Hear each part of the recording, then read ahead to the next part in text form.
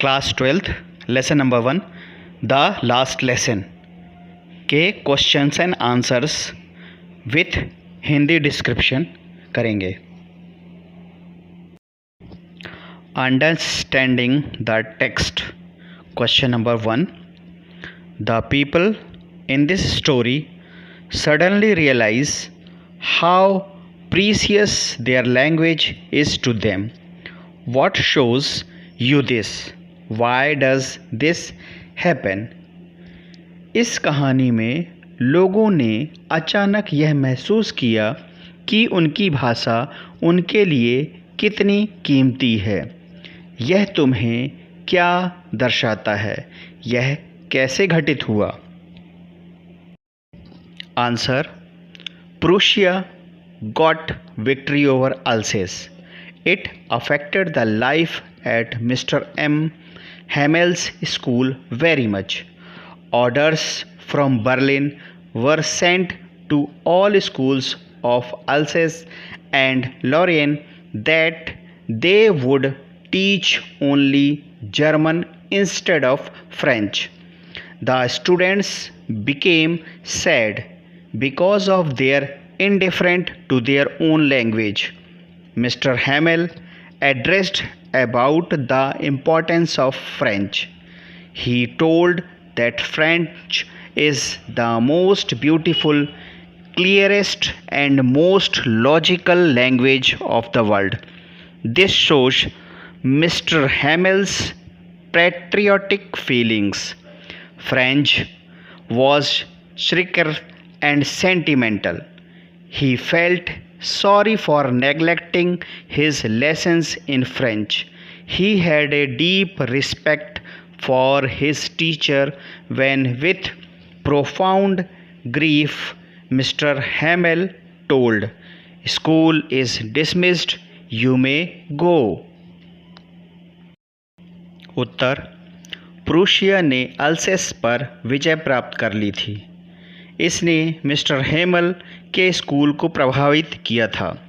Berlin से प्राप्त आदेशों को अल्सेस और लॉरेन के विद्यालयों में भेज दिया गया था कि सभी विद्यालयों में फ्रेंच की जगह जर्मन भाषा को पढ़ाएंगे। सभी विद्यार्थी यह जानकर उदास हो गए थे क्योंकि वे सभी भिन्न भिन्न भाषाभाषी के थे। मिस्टर हेमल ने सभी को फ्रेंच के महत्व के बारे में बताया। उन्होंने कहा कि फ्रेंच विश्व की बहुत ही सुंदर, स्पष्ट और तार्किक भाषा है। यह सोच ही हेमल के देशभक्ति को दर्शाता है। फ्रेंच कामचोर लेकिन भावुक विद्यार्थी था।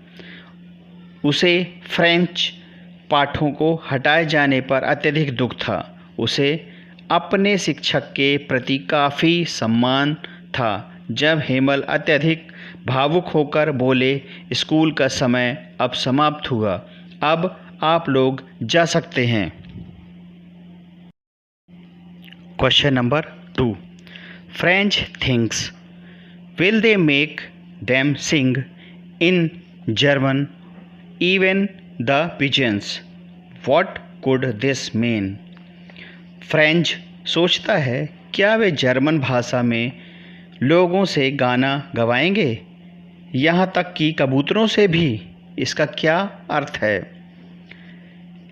Answer: it means that the Germans can enslave the French but they can't take away their love for French language.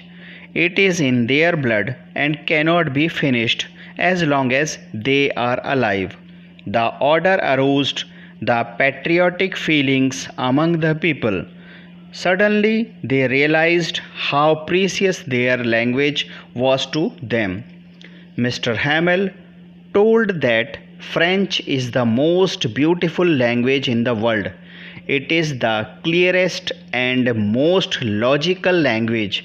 French became very sentimental. This was his last lesson in French. He felt sorry for neglecting his lessons in French. Now he had great respect for French and Mr. Hamel. उत्तर: इसका अर्थ है कि German French को गुलाम बना सकता है, लेकिन वे लोग उनके मन से फ्रेंच भाषा के प्रति प्यार को नहीं निकाल सकते। यह उनके खून में है और वे जब तक जीवित हैं तब तक उनमें से उसे कोई निकाल नहीं सकता। आदेशों ने लोगों के मन में देशभक्ति की भावना को जागृत कर दिया। अचानक उन लोगों ने यह महसूस किया कि उनकी भाषा उनके लिए कितना महत्वपूर्ण है। मिस्टर हेमल ने कहा कि फ्रेंच दुनिया की सबसे सुंदर भाषा है। यह एकदम स्पष्ट और तार्किक भाषा है।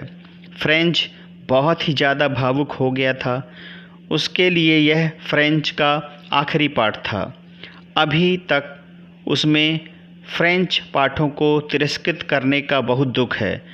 अब उसके अंदर फ्रेंच के प्रति और मिस्टर हेमल के प्रति काफ़ी सम्मान है। Talking about the text. Question number 1, when people are enslaved, as long as they hold fast to their language, it is as if they had the key to their prison. Can you think of examples in history where a conquered people had their language taken away from them, or how a language imposed on them? जब लोग गुलाम हैं, जब तक वे अपनी भाषा के प्रति आसक्त हैं, यह वैसे ही है जैसे उनके पास उनके कैद खाने की चाबी है। क्या आप इतिहास में से उन विजयी लोगों के उदाहरणों को बता सकते हैं जो अपनी भाषा के कारण बाहर आए हों या जो भाषा उन पर थोपी गई हो? Answer, the teacher Mister Hamel in the last lesson told the students about the importance of a language in the lives of the people. He told that a language always keeps the people united. He provoked them to fight unitedly to win their freedom from slavery. There are examples in the history where conquered people had held fast to their language and they could win their freedom from their ruler. The biggest example in history is that of British and India, who left the impact of English on us. Mr. M. Hamel went on to say to his enslaved people of France in the school at the district of Alsace, we must guard it among us and never forget it. In other example, we can see that Spanish and Portuguese have been imposed on the people of Latin America countries. उत्तर, शिक्षक mister Hemal the last lesson में विद्यार्थियों को भाषा का महत्व और उसका उनके जीवन में महत्व के बारे में बताया। उन्होंने कहा कि भाषा लोगों को हमेशा जोड़ कर रखता है। उन्होंने लोगों को आह्वान किया कि वे सभी एकजुट होकर गुलामी से स्वतंत्रता को प्राप्त करें। इतिहास में ऐसे उदाहरण हैं जहां विजयी लोगों ने अपनी भाषा के दम पर शासकों से विजय को प्राप्त किया है। सबसे बड़ा उदाहरण है जब ब्रिटिश लोगों ने भारत पर अपनी भाषा अंग्रेजी का छाप छोड़ा था। मिस्टर हेमल ने आगे फ्रांस के गुलामों को अल्सेस के विद्यालय में कहा, हमें इसकी रक्षा करनी है और इसे कभी नहीं भूलना है। दूसरे उदाहरण में हम देखते हैं कि स्पेनिश और पुर्तगाली लैटिन अमेरिका की देशों के लोगों पर थोपा गया था। Question number 2, what happens to a linguistic minority in a state? How do you think they can keep their language alive? For example, Punjabis in Bangalore, Tamilians in Mumbai, Canadians in Delhi, Gujaratis in Kolkata. क्या होता है जब किसी राज्य में भाषा अल्पसंख्यक होते हैं? आप क्या सोचते हैं कि वे अपनी भाषा को कैसे जीवित रखते होंगे? उदाहरण के तौर पर बेंगलोर में पंजाबी, मुंबई में तमिल लोग, दिल्ली में कन्नड़ के लोग, कलकत्ता में गुजराती लोग। Answer: A linguistic minority faces a lot of problems in a state. They have to learn their languages to make interaction among themselves. Even in schools and colleges have the language of my majority. Punjabis in Bangalore, Tamilians in Mumbai, Canadians in Delhi, and Gujaratis in Kolkata face the same problem. They safeguard their language by making interaction within their community. They gather and celebrate their festivals with a great joy. They are never ignored by a lot of the states, but they hardly develop social relations with others outside their linguistic group. They hold fast to their language. They have their minority schools to teach the language to the children. Through shows, celebrations, public libraries, and public gatherings, they keep their language alive. उत्तर: एक अल्पसंख्यक भाषाई लोगों को राज्य में अत्यधिक परेशानियों का सामना करना पड़ता है। वहाँ पर उन लोगों को उनकी भाषा को भी सीखना पड़ता है ताकि लोगों के बीच में बातचीत हो सके। यहाँ तक कि स्कूलों और कॉलेजों में भी बहुभाषा के लोग पढ़ते हैं। बेंगलोर में पंजाबी, मुंबई में तमिल, दिल्ली में कन्नड़ लोग और कलकत्ता में गुजराती लोग इसी प्रकार की समस्या का सामना करते हैं। वे अपनी भाषा की भी रक्षा के लिए वे अपने ही संप्रदाय या लोगों में अत्यधिक मिलते जुलते रहते हैं। वे सभी एकत्रित होकर त्योहारों को खुशियों के साथ मनाते हैं। उन्हें राज्य में नीचा या तिरस्कृत तो नहीं किया जाता, लेकिन अन्य लोगों के मध्य सामाजिक रिश्ता नहीं बना पाते हैं। वे अपनी भाषा के प्रति बहुत आसक्त होते हैं।